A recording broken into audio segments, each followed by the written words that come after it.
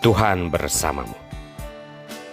Inilah Injil suci Yesus Kristus menurut Yohanes, bab 20 ayat 1, dilanjutkan dengan ayat 11 sampai dengan ayat 18. Pada hari pertama minggu itu, pagi-pagi benar ketika hari masih gelap, pergilah Maria Magdalena ke kubur itu, dan ia melihat bahwa batu telah diambil dari kubur. Tetapi Maria berdiri dekat kubur itu dan menangis.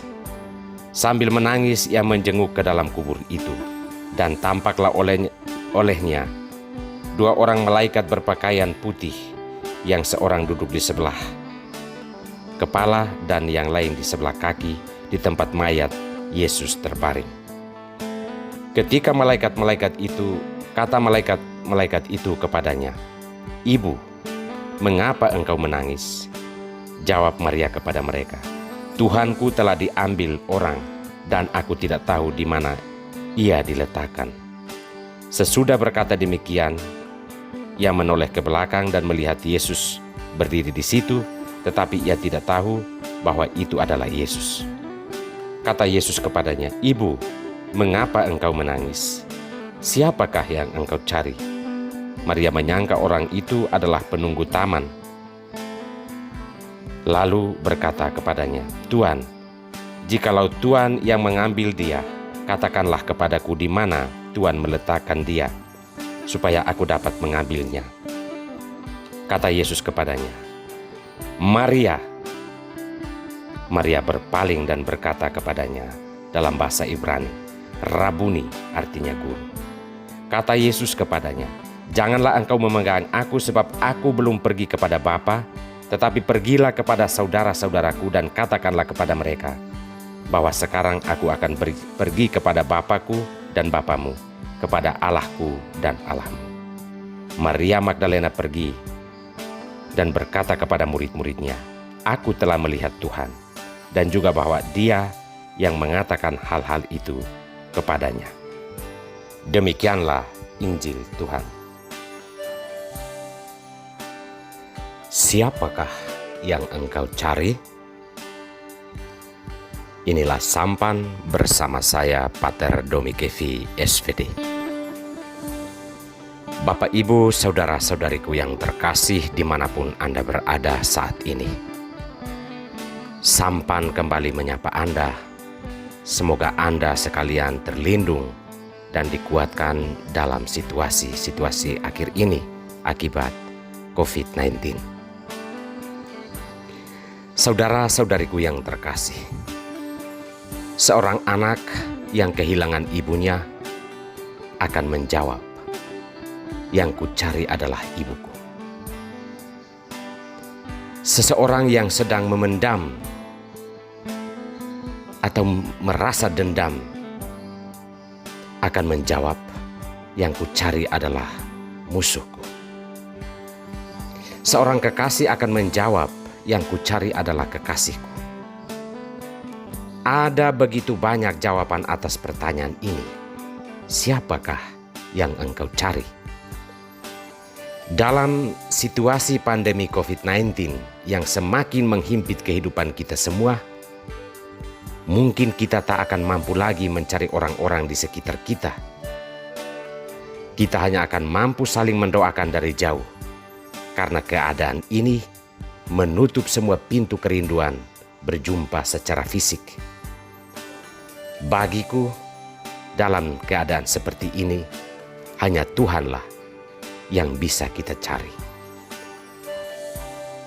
Saudara-saudariku terkasih, hari ini adalah pesta Santa Maria Magdalena. Kedua bacaan suci yang kita renungkan pada hari ini menampilkan pencaharian manusia terhadap Tuhannya.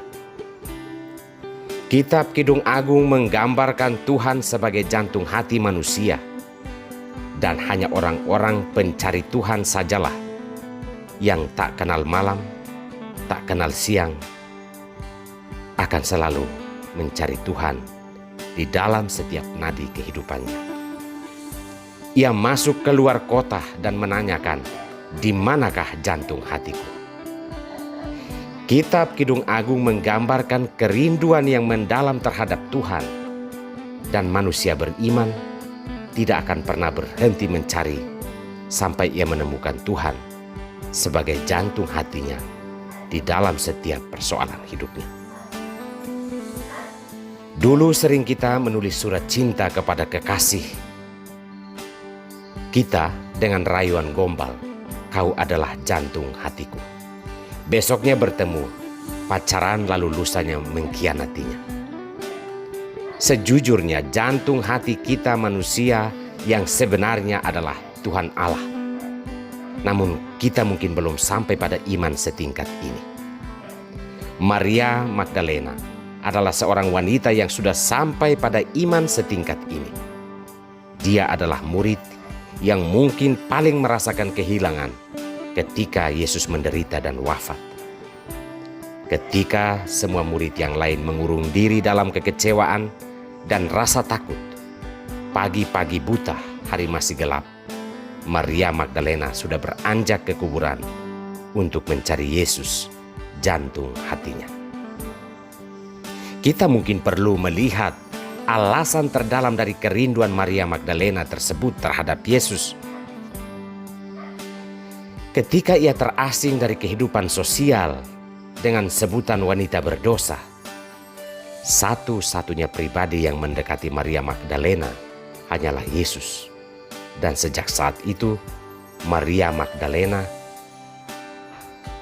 tak akan pernah mampu memisahkan hidupnya dari Yesus, orang yang memberi harapan dan kekuatan untuk menjalani hidupnya layaknya manusia yang lain. Saudara-saudariku yang terkasih, saat-saat mencekam seperti saat ini, banyak korban berjatuhan karena corona. Banyak orang menderita kesulitan mencari makan dan minum karena corona. Banyak orang menderita dan tersiksa karena hanya mampu mengikuti pemakaman keluarganya yang meninggal hanya melalui HP karena corona. Marilah kita menyadari keterasingan terdalam dalam kehidupan kita. Kini hanyalah Tuhanlah yang bisa kita cari apapun keadaannya. Maka bersama-sama kita mungkin berseru, "Engkaulah jantung hatiku Tuhan.